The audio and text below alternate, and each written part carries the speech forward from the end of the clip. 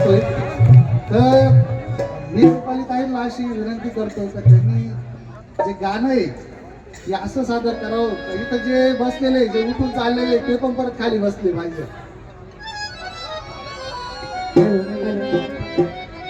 आता खरं बघायला गेलं तर गुरुजींसमोर गाणं एवढं सोपं नाही, पण थोडासा प्रयत्न करण्याचा प्रयत्न करते म्हणण्याचा.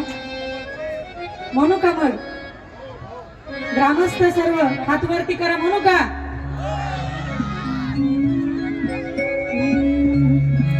रूप घेऊन म्हाताऱ्याच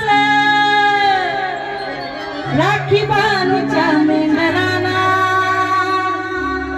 असून जेजुरीचा राजा गेला बाणूच्या वाड्याला. शिवा उतरी मार्तंड मल्हारी, शिवा उतरी मार्तंड मल्हारी मनात ठेवून बाणूला त्याच मारून घोड्याला